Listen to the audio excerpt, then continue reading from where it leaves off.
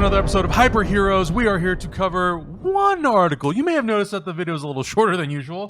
Or maybe, hey, HH gang signs. gang signs? don't say that early. This could end up being our longest I video. know. yet. It could end up being 5 hours It could long. either be short or Yeah. it could be 3 hours long. Which means I will completely miss Blade Runner and all that kind of stuff. But anyway. All right, we'll keep it short. So we're basically going to go through and talk about the Vulture article that came out that is titled DC's Rethinking its Cinematic Universe. Now, for people out Is there that who the are... title of the Vulture article? Yeah. Oh, boy. So before we get into it, I do want to mention that with the Justice League trailer coming out on Sunday, we are going to come back and we are also going to do a more expanded episode that talks about some of the more recent things. Yeah. What happened Gore in New York Comic Con, Verbinski. Gore Verbinski doing Gambit, We'll get the into Punisher being pulled from Netflix or Yeah. delayed, I should Yeah. say, from Netflix. Yeah. But we still wanted to do some sort of a video and we didn't want to just make an ad for that. We were going to do a video on Sunday Yeah. instead. Yeah, we don't want this movie to be a trailer for the next movie. Exactly. Yeah, this is not exactly. the trailer to the trailer. To the basically. trailer for the Yeah. movie. So we're going to break down this article because we felt like it kind of... I think just a lot to talk it about. kind of deserves its own sort of discussion because a lot of people were really upset about it. Some people were kind of indifferent to it. Some people were intrigued by it. Before we even get going, though, I want to Yeah. preface this by saying we are not journalists. These are just our opinions, Right. so take them with a grain of salt. But this is three dudes talking about this article, and we're going to try to unpack it the best we can. Yeah. Keep in mind, like I said, we are not journalists. Yeah. We don't know the absolute facts. We're going off of what we know in this article. Exactly. And can I also for say it. one Yeah. thing Yeah. in addition to that? Yeah. When this news came out, and Adam, you were like tweeting like, we can't call it the DCEU. I was so blown away that like because of the fact that when I'm lucky, once a week, get a chance to work with DC, and if I'm lucky, I'll actually get to go shoot the video at DC Entertainment. I definitely texted one of my bosses and I was like, "Hey man, do you know what we're supposed to call this?" And I haven't heard anything yet. Oh, so we're not snap. journalists. And it's a thing where like me as a fan, I went, man, I just want to know what to call the Yeah. thing. Yeah. And we can talk about that in a second. But like even I was like, hey man, and like try to text my one of my producers who's Yeah. like he's in charge of like the videos that we shoot The and whole stuff. thing. Yeah. I'm sure he doesn't know. No, I'm sure that he like doesn't know. But even with my little teeny tiny little minor baby connections, I was like, Uh-huh. I just want to call it the right thing. Yeah. But then after I sent it, I was like, I'm so dumb. Like, of course, the official answer is going to come in some kind of a press. Do you know what I mean? Nobody's going to tell me on the down low, like, Yeah. oh, internally we call it this, so that Yeah. it could be like, cool, the Man of Steel verse, or Right, the right. DC Films Or just continuity, DC Films, whatever in it general. is. Yeah. So but the reason that was so mind blowing to me is because I just want to talk about this right at the top. I feel like my friend Amy Dallin said it best. She was on Collider Heroes. She said it best. She's like, we're comic book people. We need to know what to call the world. If we Yeah. can't call it Earth 1 or Earth 2 or Earth 616, 616, it's like we need What to. are it's confusing. You're like, where is this? We I need need to to like know. Yeah. categorize it. But the fact that Amy said we're comic book people, I went, that's what it is. That's why there's a little worm in my brain. Right. Like, does not I need to compute. know, I need to know. Like, what do we- this what doesn't do I make call sense, it? guys. This doesn't So, make sense. I'm not going to call it the DC Extended Universe, which when you Right. look back, and we found out that was just like a journalist blurb. like Right. joke, Yeah. like a kind of a sarcastic making fun of how all 'Cause these it had studios. like trademark. You had all these studios are doing this, you know, the MonsterVerse and the MCU. Marvel and Cinematic everything Universe. Yeah. that like I'm like mad at that because I'm like, yeah, you're making a little joke about it, but like these dumb little labels, they are important to some. They're important to me because I get to we can categorize other franchises. Yeah. And we can differentiate. We can go the Sam Raimi Spider-Man trilogy, Right. the Mark Webb Spider-Man series, the MCU, the Christopher Nolan's Dark Arrowverse, Knight trilogy. Christopher Nolan's Dark Knight trilogy, Tim Burton's like Batman quadrilogy, like those four, you know. So or the Reeves Supermans, Yeah. the Yeah. Daniel Craig Bonds. Right. Like there's little categories that we can use when we talk about the shit that we love. And like this is a thing that I love. I want to know what to call this thing. Because we called it the extended universe for 2 years, and then it kind of came to a point now where it's like, are they DC films? Well, DC films is so broad. DC films has been around Exactly. since the 70s. Yeah. You know, like, Right. That includes everything I just said. yeah, It's like DC universe. It's like, well, what is that? What exactly does that encapsulate? I guess we just kind of want to know what the subcategory is at this point because it's its own thing. Like its you own thing. can't you can't lump it in with the animated stuff. You can't lump it in with Right. the Nolan verse. You can't lump it in with any previous Right. incarnation It's its own of Batman. thing. Right. It's its own thing. So Yeah. I understand where you're Yeah. And saying. and all I'm saying is, I'm sure I sent off that text. I'm not going to hear any. He's not going to text me back. You're gonna And get my the poor copy boss- of your script where you have to say, and it'll clearly say what you have to say. My Yeah. poor boss he doesn't even know. He's not going to text me about. But all I'm Yeah. saying is like I'm sure we'll find out soon enough. Yes. Because the next time when they're promoting Justice League, somebody's going Right. to ask them, Mm-hmm. and they're going to say either So DC what do we Films. refer to your They're going to say universe it's now? DC Films, or they're going to say specifically like some. The Justice League some universe or whatever. identifier. Concept. Yeah. The Justice Yeah. League, the Netflix stuff. We call it the Defenders Netflix stuff. Yep. Even though it's even technically within, Yep. it just is a way to sort of categorize. So Yeah. my thing for that is like, I guess be patient. We'll know what to call it at some point. Just DC Films for now. I guess. That's Yeah. what. That's what. But it's because they're we're implying in this comic book article. people. Of That's course. why we're Oh, yeah, stupid. absolutely. We're so Compartmentalize dumb everything. crazy about those dumb details. That's why. So Well, anyway, another thing too is it's like I know exactly sort of what the perception of this video is going to be as soon as people see the title. Oh yeah, absolutely. And again, like you were saying, we are fans of the comic book genre. We're fans of comic book movies. We are really just here to give you our opinion based on what we read. Yeah. Based on what Vulture's Right. saying, based on things that I think we all did a deep dive today of different sources of what Jeff Johns has said, what Diane Nelson has said, And in when other they interviews, said it. when they said it, and all this sort of stuff. So and also try to intelligently just connect the dots of what's Exactly. already happened and what we see happening. in the exactly, story. because at the end of the day, we are again not going to know what the true facts of it are. Not at all. We have little but you know what we tidbits. can. You know what we can do Yeah. is we can with some of the news. All it is again is just speculation, but we can talk about how we feel as fans, Right. how we feel about a rumor or a direction or whatever, just like about a property. How do we feel about the fact that they're doing maybe a solo Elseworlds Joker? Right. And then at the same Right, time, right. how do we feel about some of the stuff that Jeff Johns said? I really want to talk about how he's saying that they want to get out and they want to say stuff, but maybe Right. sometimes they can't. Right. And that that's always a really interesting thing Okay. to discuss and talk about and All be right. aware of. And Well, let's get into it, Let's baby. get into Let's it. get into it, baby. What's the into first topic, Adam? Well, so I think it's kind of worth just loosely talking about kind of what this article was all about. Vulture came out, and they had quotes from Jeff Johns, Diane Nelson, and people who had kind of been involved in some capacity with the DC film universe. and they had anonymous quotes as well. They had anonymous Right. quotes as well, and they're kind of talking about the restructuring, or what they perceive to kind of be the restructuring of the DC film universe, kind of based on the reception of Batman vs Superman and Suicide Squad, be it financial hits. The reception by audiences and by critics were mostly skewed towards the negative side. The movie did kind of underperform to what the studio expectation was. Now we may look at over $800 million and be like, "That's successful." That's nothing to sniff at. Any other movie would have been Yeah. smash Yeah. success. Of course, but from the studio's perspective, they're looking at a movie that has two tentpole and Well, huge. you know what I think about is back in the day when Marvel filed for bankruptcy as a comic book company, they sold the rights to Spider-Man to Sony, Yeah. and the way they were able to sell it is I think it was even I don't know if it was Stanley, it was somebody working at Marvel. They were like, we might be filing for bankruptcy, but Spider-Man is a $1 billion property. He is worth $1 billion, and they weren't wrong. Yeah. They were not wrong. They Yeah. understood this character is so Yeah. valuable and he's so famous and he's so Yeah. loved and he's so great that he deserves to be made into movies. And- Absolutely. and Even it's- if we go down, take this guy. Let him and it's survive. the same thing with the characters from DC Comics. There's at least, especially the core 7, if we're talking Justice League characters, I believe each of those are a $1 They're billion billion-dollar character. properties, yeah. Absolutely. $1 billion character. Yeah. And Wonder Woman proved it. You know what I mean? It's close to a bill. Yeah, I mean, It's close to, but considering- worldwide. Hey, considering hey, the if- first time Wonder Woman has had a movie, and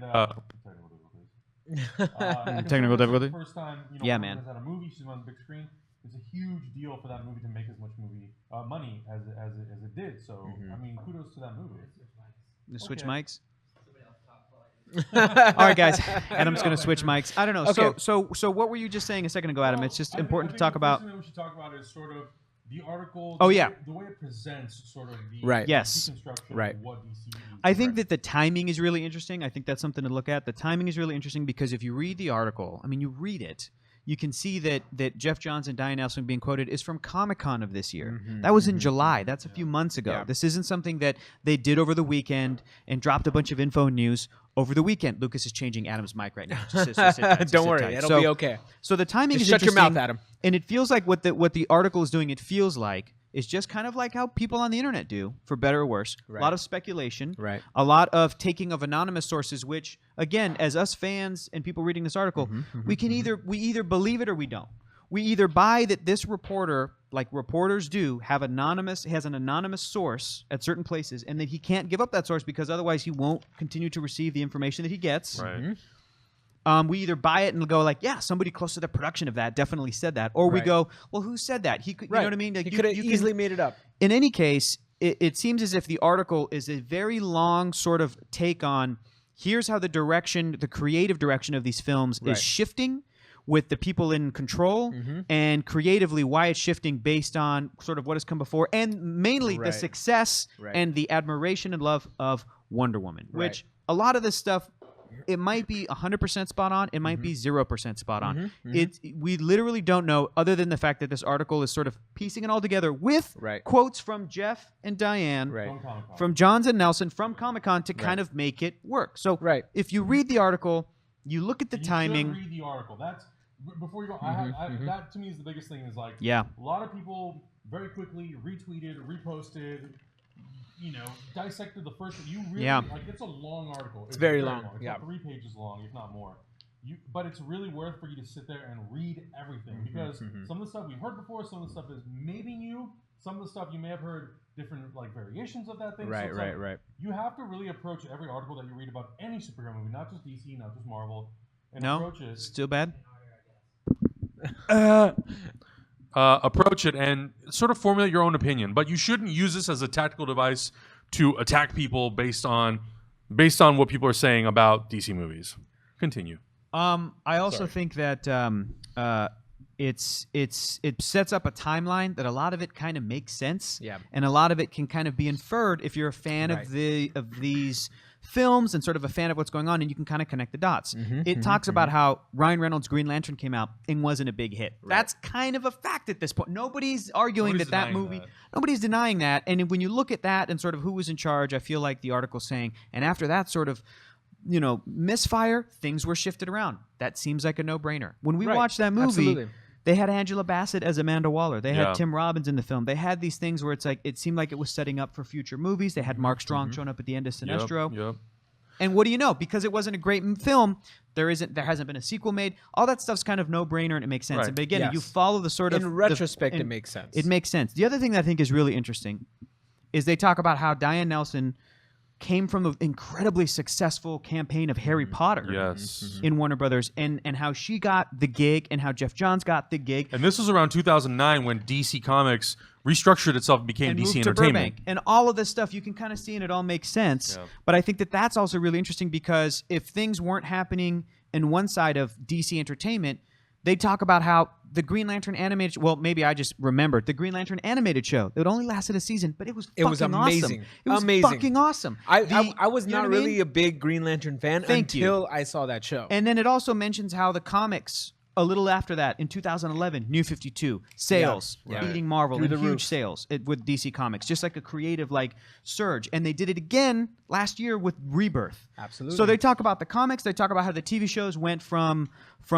sort of what are they working with to Arrow to then Flash, Supergirl, Legends of Tomorrow, you know, and have that be really successful, which you also can't deny. And then even the sort of brand of DC superhero girls, which I'm so glad that they brought up. Massively successful. A thing that people like us, because we're all dudes in our 30s. Hey, I got the DVD. You know what I mean? Don't talk about, but you go to the stores and those toys are fucking awesome. Yeah, it's there's kids there's who a bunch of are characters. all grown up on those toys. And what I love is that that's something that DC, you know, whether or not it came from a place of criticism, because a lot of their, you know, comics had a very sort of scantily clad characters maybe or whatever. In any case, there was like a viral letter of a little girl writing in years ago. Was it a little girl? Was it a parent writing in? The point is that this, baked? We don't know. The point is this thing went viral, and it was a little girl saying, I want Starfire to be like she is in Teen Titans. And then you know what happened? Since then, Teen Titans Go came back, and now they're getting a movie next year, and it's a hugely successful. It's had a show. I mean, Teen Titans Go, the show. Then there's a live action Teen Titans, but then also the whole DC Superhero Girls brand, which I was so glad that article mentioned, because to me, when you look at an IP and intellectual property, it's not just about movies, and that's something that Diane Nelson said. It's like that's important, but it's not the whole picture. like, yeah, Because they man, also have they're comic books, TV shows, video firing on all games, cylinders. everything. The Toys. Arkham games. So it's Yeah. like you see all that context and go, yeah, like DC is not something that is in many, many, many ways more popular now than it's ever been. Yeah, Absolutely. Which is just good for Absolutely. the whole brand because a rising right. tide lifts all boats, baby. so that's the sort of context that it frames. Yeah, and I think it's also really interesting because up until 2009, that company was mostly known as DC Comics, and the article does go into and talk about how Jeff Johns and Diane Nelson, the DC side of Warner Brothers, had very limited involvement with all of those movies. Now, a lot of people will look at the Green Lantern movie and they'll say, it was Greg Berlanti, it was Jeff Johns, they were involved, it was a dud, blah, blah, blah. You also have to kind of understand how the studio system works in that usually when it's big tentpole movies like that, the studio doesn't want any outside help. Sure. Right. Christopher Nolan, at a certain point, wasn't allowed or didn't want to have any involvement in the DC movies because it kind of went against what he wanted. And I think by having Jeff Johns sort of be there but not really have sort of a voice and an opinion on what these movies were, I think that is essentially what kind of hurt that movie. And I think it's a learning lesson for them. And they were also in their infancy. Like DC Entertainment was started in 2009. Yeah. That Green Lantern movie, I think, was already at that point greenlit, was being written. The following year, it was shot, and then it came out. And then it was kind of the first thing that people saw from DC Entertainment, and it was a dud. Yeah. So I think they looked at it and they said, like, yeah, comic book people don't know how to make movies, which in fact is untrue because the following couple years, we had Arrow, they spun off into The Flash, now we have Supergirl and Legends of Tomorrow, It all we have depends. Black Lightning. It all depends on who that comic book person is. Right. Exactly. And Jeff You know? Johns was a really instrumental figure in making a lot of that work because he was a producer in all of them. Yeah. He's written episodes for so many of these shows. And now, him and John Berg are obviously a bigger part of the DC universe to really kind of shepherd these new movies. And whether you like it or not, to alter the tone to be more one way or the other. Some people and like producers have said that's always been their plan. I've read things that say that that was their plan, but Jeff Johns and Jobber came in and did it even to a higher extent. And we'll see kind of what the effect of that is in Justice League. Joss Whedon coming in and picking up after Zack Snyder left the movie, left the project. Sure. And seeing sort of what the changes are and how they are going to maybe change up some of the character arcs, add more relationships and dynamics. Add more Wonder Woman, maybe based on the popularity. Or just maybe spend more time developing who those characters are, so when we get to their individual movies, those movies can stand on their own and they don't have to feel like they're forced into a shared universe, which was a really big part of this article too. Right. So that's a pretty big claim. That's actually kind of an explosive claim, and I think that's what a lot of people are harping on, is the fact that this was either planned altogether or it wasn't planned. It could have been a dumb mistake that they made or something that they just fell into. I think that, me personally, I think that this is something that they're doing to kind of retrace their steps as sort of like they did with Rebirth. Like they kind of did with Rebirth. Jeff Johns wrote Rebirth. Right, exactly. The DC Universe Rebirth #1, like one Right. shot. And in that comic book is so great. It's so emotional, and it is like a mission statement. It hits a great tone. Yes, it's like, this is what DC is. Right. This is what DC superheroes are. Boom. Right, exactly. And so with that point, I can't be mad at them if that's what they're going to do. But it just sucks that we're hearing so many things from so many different people. I don't like the fact that there's so much politics going on in the back, that there's people arguing with each other. There's people who are not on the same page, which seems not to happen with other properties. Like when people are passionate about something. Until you get to Star Wars. Exactly, right? Yeah. When people it's a are bummer. passionate about something, they do it, and it happens. I feel like Warner Brothers was feeling like they were bulletproof after Harry Potter. Yes. Like anything that And they the did, Dark Knight and the Dark Knight trilogy, they're good like, point. we got it. We know this. We know geeks and geek culture. Is mine out now too? No, It's right. all right. It's oh, okay. Okay. Sorry, buddy. I'll try not to touch the table. But I feel like they were on a high, and I don't blame them for feeling like they are on a high. Oh, because Harry Potter is the most successful Thing financial ever. thing ever. Yeah, I get it. Yeah, and I get it. Like, it makes sense. But I don't want to say that you're dealing with a different beast. But it's totally different. It's a different concept. It's a different demographic, and I think what you were saying earlier on the video, Hector, is like we're picky about our shit. Like We're comic we book need people. it to be in a certain universe, a certain way. And I understand that there's going to be creative vision and directors coming in and doing different things, which is fine.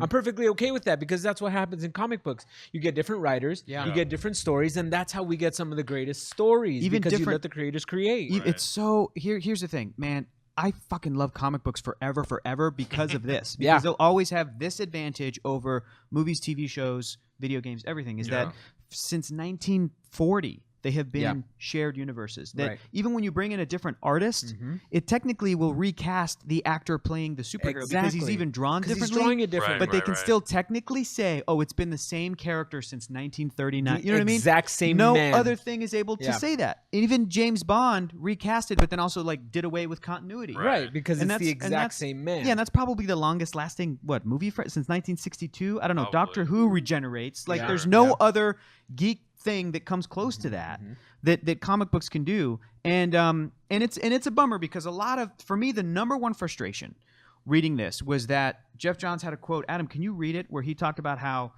he was like, some of it's true, some of it's not. I think this is a great quote. And Yeah, you it's know, be basically aware of addressing this. it's basically addressing all the leaks and rumors that come out of the DC universe. Such a bummer. He says, Some of the stuff is true, some of it isn't true. When we talk about things or we're making deals for people to develop scripts or whatever, sometimes things leak.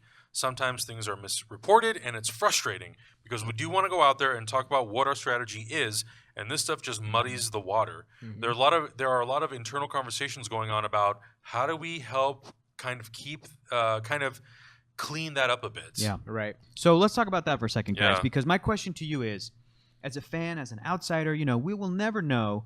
The same thing happened with Edgar Wright, Ant-Man. We'll never know why that didn't work out. Right. Patty Jenkins, Thor, The Dark World. We'll never know why that didn't work out, truly. Ava DuVernay, Black Panther. We'll never know why Ava didn't want to do that movie, Right. other than her saying it wouldn't have been an Ava movie, it would have been a Marvel movie. Right. And that's all that that's all that we get. We don't know what happens in these behind-the-scenes meetings, but for you guys, would you rather a huge studio like this come out and say, this is what we're doing, this is our exact plan, this is what it's going to be, these are the dates it's going to come out, this is what we're working on, this is our strategy? Or would you rather them not do that and basically do what's kind of happening now, where they're working on stuff, and if something leaks out, it's like, shit, well, this is kind of our own thing, like what would you rather do? Because if they'll do that, things change. They inevitably change. Yeah, right. You know what I mean? Movies might fail, some other movies might do well, and it can change the flow of your movie. Yeah. Personally, I think that we already have that with Marvel, and they're doing great because it feels like that is one giant machine under the Mickey Mouse banner, and that's how things roll over there. When you can have another movie studio, Warner Brothers in this case, kind of, and I like the idea of them letting creators create, and this is what I go back on. Like if you have a story and you think it's awesome, and you have proof that it's awesome, who knows? Maybe that Elseworlds Joker story is going to be phenomenal, but we don't know. Yeah. And that goes back to the other conversation we were having the other day, is like, is Disney stifling creativity? Or is Warner Brothers stifling creativity by trying to force something else as well? Like, we don't know. And I like that we have both choices at this point, because it seems like that's the route that DC's taking.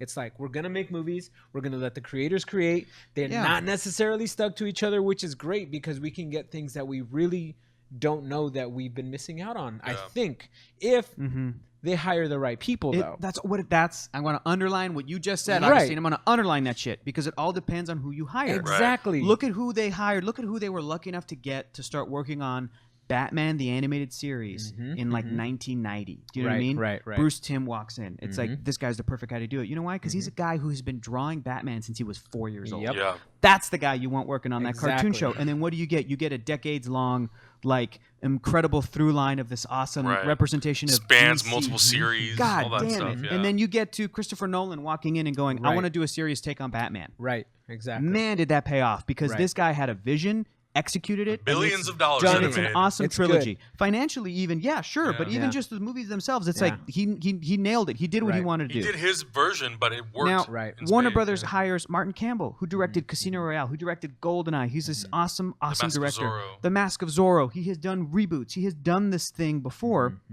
and does Green Lantern, and it, like you said earlier, it's a dud. So it's like, what happens? What's the disconnect? Marvel hired James Gunn to do Guardians of the Galaxy, and he loves that goddamn raccoon more than most directors love their live-action actor characters. Right. Do you know what I'm saying? He loves that raccoon so much that, man, did that pay off because it paid off. Right. So it Right. depends on who you hire, and sometimes you end up hiring the wrong person, or sometimes they have a creative vision that doesn't hit. Right. And that's really, really unfortunate. But I think it all depends on who you hire. And what Diane Nelson and Jeff Johns are saying, I think could be looked at one of two ways. You can go extreme both ways. You can go to the extreme of, oh, they are definitely kind of throwing some shade to their Marvel competitor by saying, oh, a lot of these movies feel like they're setting up for other movies, which is like a fair criticism. But you can also look at that and go, well, that's not necessarily true. And this is a studio that learns from its mistakes. And Right. You can look at Spider-Man: Homecoming and Guardians of the Galaxy Volume Right. 2, and It's not stifling their creativity. and They're getting Doctor better every Strange, time. and they all feel different. Those are their last 3 movies, and Thor feels different than the past 2 Thors because they learned from maybe those mistakes of why they didn't hit, and blah, blah, blah, blah, blah. You can also look at what they said and go, they might be throwing some shade at the difficult production that was Batman versus Superman. Batman v Superman, that introduced characters that you can argue could work as a cameo or honestly may have deserved their own film. Yeah. That's so difficult to do, to have that one movie to set that stuff up. It's different than Guardians of the Galaxy. Guardians of the Galaxy had 5 characters that all work together as one cohesive unit. They even changed certain things about them from comic books to even make them work better. Do you know what I'm saying? Like, they changed Drax's backstory so that he wasn't a human from Earth anymore. He wasn't Right. Arthur Douglas, who lost his daughter Heather when Thanos showed up and blew them up, and now his daughter Heather is Moondragon. So, like, James Gunn was like, no. Yeah. This is Drax. Too much. Simplified. This is Groot. He just says, I am Groot. In the comics, he said more shit. What do you think he says in the comics now? Pretty much just, I am Groot. That's all you he know what I says, mean? yeah. But he pared all that stuff down, got to do 2 full movies with these characters before they're ever considered to be used as cameos for like an Avengers film.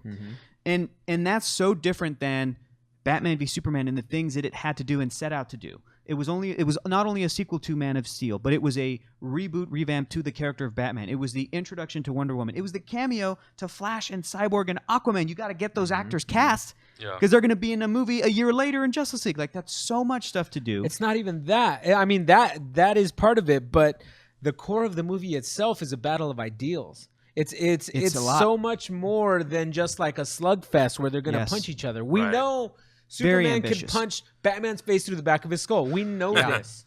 Yeah. We need to understand why Superman would not do that.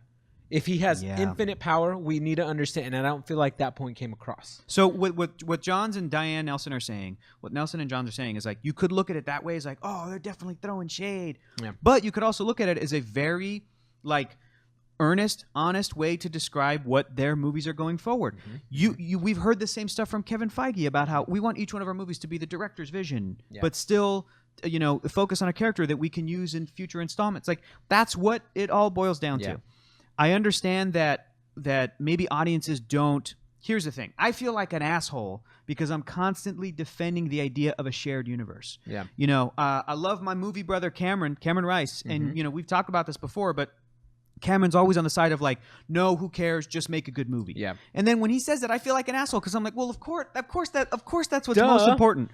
But the thing I always try to talk about is like, I don't think it's difficult to do when Marvel's firing on all cylinders. Like, they get it because they'll do a movie like Ant-Man, and it's just about Scott Lang and his daughter and his relationship with he meets Hank Pym, like just Scott. If there's a point in the movie where we can set up an obstacle for him to overcome, which is like, okay, you got to break into this thing, and we're gonna kind of we're gonna make it really difficult. Let's get the Falcon from the Avengers, and they built him up to be this badass character. Like, to me, all of that stuff was organic and it worked for me. Yeah, it worked for me. And at the end of the movie, Falcon shows up again, and all that means is that in Captain America: Civil War, when Ant-Man shows up, you get a line where he's like, it's not going to happen again, tic-tac.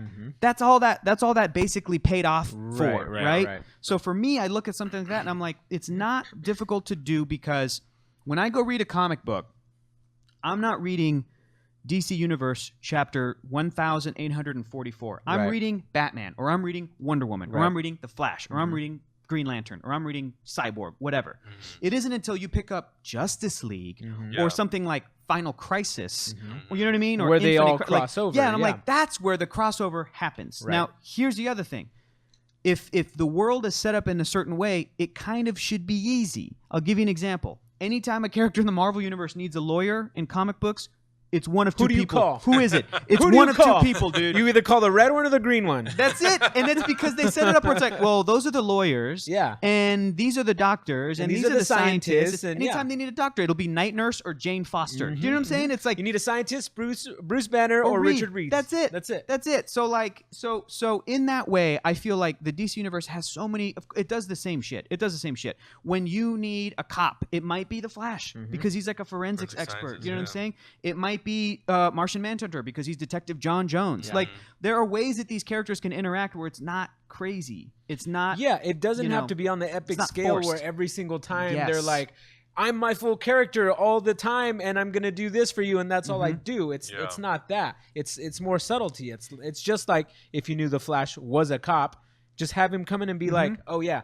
this is a forensic thing, this is what you need to do, bye, I'm gone. That's it. And that Yeah. happens. That's cool. That happens in Batman comics. Batman will be in his cave, and he'll be like looking at something, and be like, "That's funny. Hey Barry, can you take a look And at call the that?" Flash. And he's in the Yeah. Batcave, and he's like, "Yeah, I'll take a look at that," and then he leaves. Yeah. And it's like, those are those great little moments. What it should be is it all should be working towards rewarding somebody who is a very loyal fan. That's it. It shouldn't be, oh, this is required viewing. Yeah. If you're gonna go see Avengers: Infinity War next You year, have to watch all 7 movies and it beforehand. shouldn't work like that. Yeah. But the cool thing is like, oh snap! If you've been watching this thing from 10 years ago in 2008, where Nick Fury said you've become part of a bigger universe and you just don't know it, it's technically a payoff that Iron Man's going to go toe to toe with Thanos. Like that's all technically a payoff for that. So I always feel like an asshole arguing like why shared universes are the coolest thing ever. I think it's the coolest thing ever. I think they're cool too, Hector. I think that the fact that Hal Jordan knows Bruce Wayne is the coolest thing ever. To go Do you know back what I to mean? your point, though, I do like how the comic books do it, in which we can get different people telling different stories and not necessarily have their stories all interact. I get it. You know, like we don't need to see Batman, like Pirate Batman, go in with like a normal. What was that cop outfit that he had on for a while? You remember that, where Batman had like He's had a lot of outfits, Augustine. no, in the he had, armor? like, he had like the That bat was, armor with like that was- ears, Azrael? something like after that. Nightfall? Yeah. Yeah, Sure, yeah, yeah. sure. Right, but we don't necessarily need those Batman to cross Yeah. over because they shouldn't really. Right. Yeah. And I like the fact that from this point on, we might have movies that do that. We might have different versions of Batman. It would make it easier to recast a Batman Yeah. if you needed to. Yeah. Say Ben Affleck didn't really want to do it anymore. Mm-hmm. Okay, let's cast somebody else. You know, know. like I it know. would be easy and. I like that we're sort of kind of getting this variety from this point on, which is know. what the article Yeah. is seeming to say. I feel like the asshole that says like maybe I don't necessarily want to see a Martin Scorsese Joker movie because people look at me and be like, it's Martin Scorsese. What's wrong with you? Yeah, Let's get yeah. a good movie. Right. But to me, this is all I'm going to say. I'm going to say like sometimes it bums me out that there might be, and especially with a lot of Bat-centric stuff. I love my Bat family. I love it. But you know me. I want my Plastic Man movie. I want course. my Booster Gold movie. Yeah. I want my Martian Manhunter movie. I want Beetle. Doom Patrol. I want all these side characters. I want to see Green Lantern, Sinestro Corps. I want to see Blackest Night.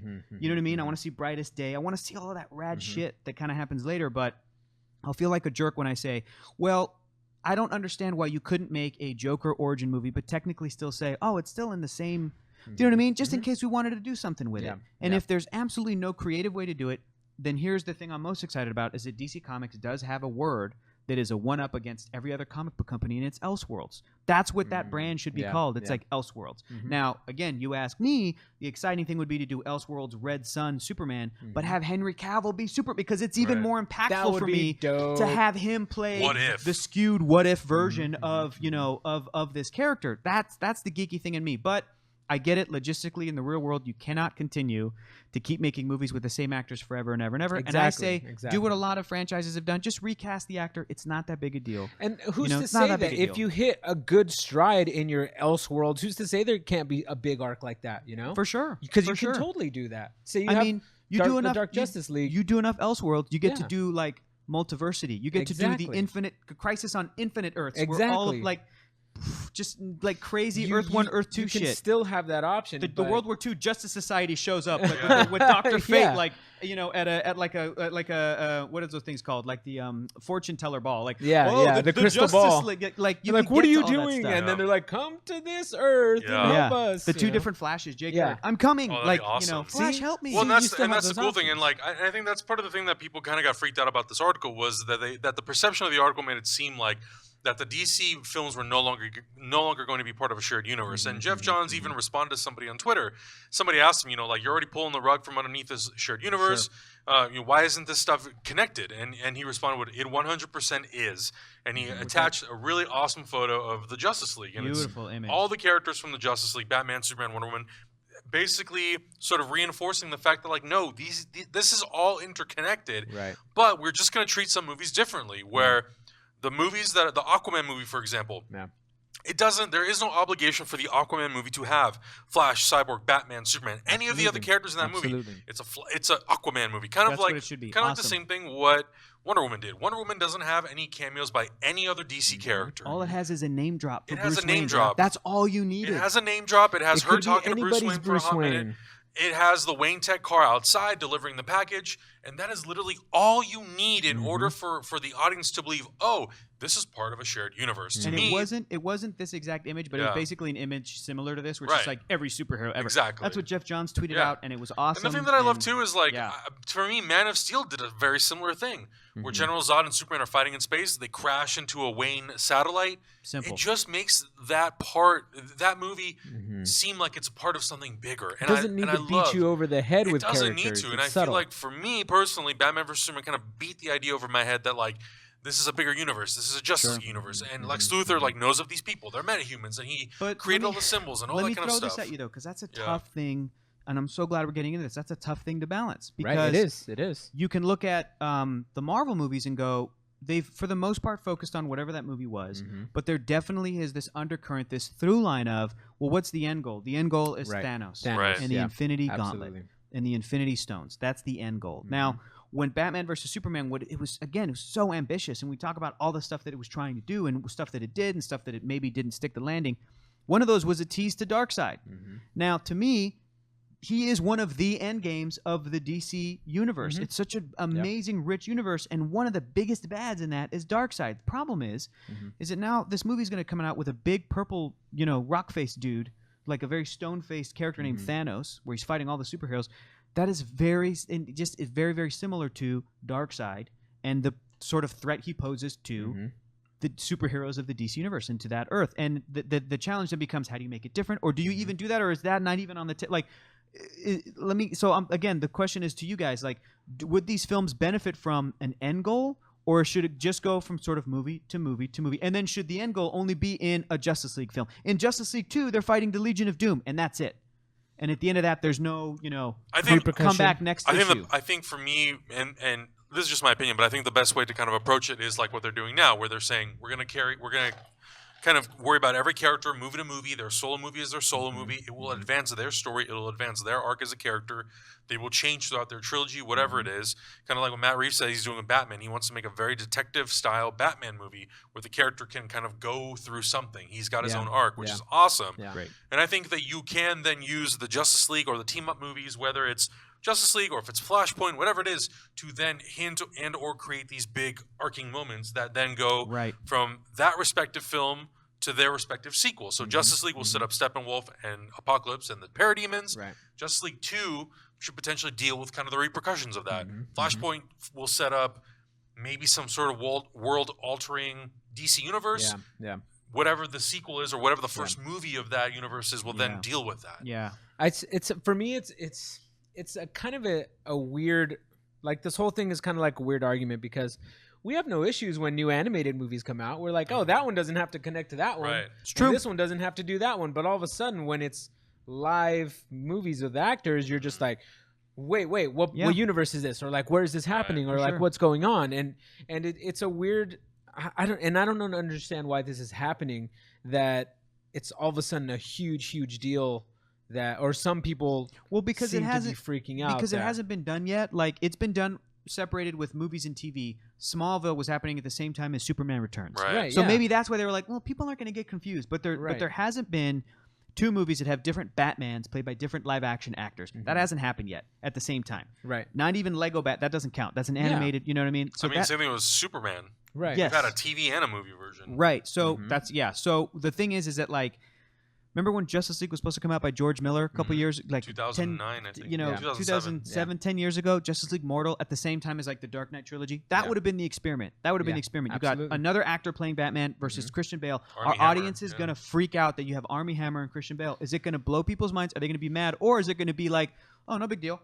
Who knows? Who knows? And it's Nobody like knows. that would have been the test. That hasn't happened yet. And I'll also argue this too: the difference between those animated movies not connecting is that they might not have the opportunity to connect. And I'm chasing that opportunity to connect. Imagine if we didn't see Commissioner Gordon until the solo Batman movie, as played by J.K. Simmons. That's awesome. That would have been rad. But the fact that he's even in Justice League for that at least one scene, it's awesome because we get Commissioner Gordon. Do you know what I'm saying? Like we get a supporting player to just kind of live and breathe in this world. We visit him for a second, and then boom, we're out. Then you know.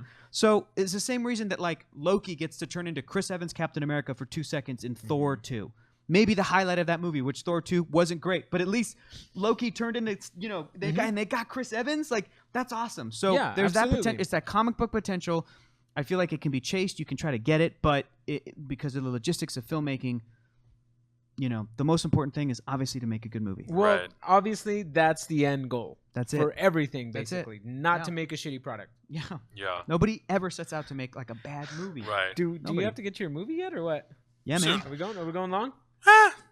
You know. I mean, I feel like we're kind of coming down to the We're wrap. coming down to the wrap out. How do we wrap it out? Well, I mean, I think the final thing that I will say is I know a lot of people who are fans of DC. Myself, we're all fans of DC. I think a lot of times what happens is these articles come out kind of like what came out right before Comic-Con when Ben Affleck, the article saying that Ben Affleck was no longer going to be Batman. They're going to recast. I keep hearing rumors that they're going to wait until Justice League drops before we hear that Ben Affleck is officially out, that they may recast, that Batman may go away for a few years. But the point is we don't really know. But anything. Exactly. And the point is we don't know. And the point is it doesn't really matter. Yeah. As long as Justice League comes out and it's a good movie, for me, it doesn't matter how much Joss Whedon directed. It doesn't matter to me how much Zack Snyder directed. It doesn't matter how much Zack Snyder and Chris Terrio wrote. It doesn't matter how much Joss Whedon rewrote. To me, it's did you do what you meant to do with the characters? Are they respected? Are they done the sort of justice that they are always usually done in the comic books? Does the movie, is it cohesive? Is it just a good movie at the end of the day? Is it a good movie? At that rate, I don't care who made it. As long as it's good. It doesn't matter to me. Ant-Man was kind of the similar situation. I was really upset that Edgar Wright was pulled off of Ant-Man. I thought Peyton Reed made a great movie. Yeah. It was different than what Edgar Wright would have made, but it was still a good movie. It's kind of the same thing with Justice League. Justice League comes out and it's really good. I'm not going to be upset. I'm going to be more excited to see Aquaman, James Wan's Aquaman, and then potentially see what happens with the other movies. So Shazam and everything else. So I think the best thing to do as a DC fan is to, one, relax. 2, don't use box office numbers to try to justify your arguments because box office numbers don't mean shit. Don't matter. Transformers movies make a lot of money and they're garbage. And if you're a Marvel fan and you don't like DC, don't try to utilize all of these articles and pin it against and use it against DC fans because you don't. Yeah, well, the thing is, like, DC fans should want Marvel to succeed. Marvel fans should want DC to succeed because it means that we're just going to get more movies at the end of the day. Right. Agreed. And I think it's also important to remember that these characters are bigger than any of us. Yeah. They're bigger than any director, any writer, any actor. Superman is going to live on well past when we're all dead. And unless DC explodes. Right, unless something happens. No one knows how to draw. What I want people to take away from this is whatever they add to it, is that going to preserve or further the story of Superman? Sure. I don't want it to go back because going backwards doesn't help anybody. Are you going to show me you don't want like a fresh reboot origin story again? Is that what you're talking about? If it adds to the story, yeah. Okay. Like if it adds, if it shows me something cool that this could have happened to Superman, and oh my God, it's such a creative idea that I didn't think about this, but you did something really cool. Not necessarily that you can't like change things. I'm just saying, like, is what you're doing adding to the story and not trying to degrade anything else, any other companies, any other stories? Like, move the story along and preserve it and keep it going so that other generations can enjoy it, basically. Yeah. Right. So that's what I want people to take away from this, is just like, let's try to progress this rather than like bitching about what happened in the past. Yeah, let's focus on these great movies and try to get other great movies to come out. Like you guys are saying, none of that stuff matters. The only thing that matters is that you get the stuff that you love and you go and support the thing that you love, and then if something's made and you're not a big fan of it, then it's just not for you. You know, like we were talking about the DC superhero girls today. You got the DVD, but how many people watching this video right now has seen an episode? They're probably not the target demographic. 0 episodes. So that's okay. The thing for me is the most frustrating thing, and I totally feel for a lot of the people at DC Entertainment, is that is when all these little leaks happen, that they can't come out and go, well, this is what we're working on, this is what we're planning, you guys are going to be stoked, we're going to blow your mind, we're working on all this cool stuff, here's all this pre-production artwork, here's all this conceptual stuff, and that's a bummer, because I want these things to be great. I want these characters to be great. And film is a collaborative process. And there's all this talk about a creative vision from a director, but so many people worked on Wonder Woman to make it awesome. And as much as I love Patty Jenkins and all of her contributions, I mean, she's amazing as a director in that film. The people who even worked on the costumes of that movie are at the top of their game. You know what I mean? Like, that can't go overlooked. Like, that's enough. Even like the tiniest little details, that movie was awesome because of all of the people that came together and worked on it. So my takeaway is I think I want people to, again, to just read the article, to pull from it what they can pull from, to understand when somebody is cited anonymously. Like, it's up to you whether you kind of buy it or not, but you can't sort of take it as fact. It's just kind of out there. And to really look at what Diane Nelson said, to really look at what Jeff Johns said, it all makes sense. It's all, going forward, it's all sort of what's going to happen. And it's all sort of positive, rad shit. And I'm hoping that they're able to do everything that they want to do, and I'm hoping that everything is a hit. And I'm sure Aquaman's going to be dope. Hell yeah, with the hair flip. Well, there you Come go. on, man. Guys, make sure you jump back in here on Sunday. We're going to do a Justice League trailer reaction, and we're going to do a full episode kind of going through some of the other stuff that happened this week. But in the meantime, Augie, where can everybody find you? You can find me at L_Santo Taco. Hectorino? Find me on the internet at Hector is Funny. And you can just find me at Adam Lavick. Thank you guys so much for watching, for subscribing, liking this video, and we'll catch you in the next one. All right, go see Blade Runner.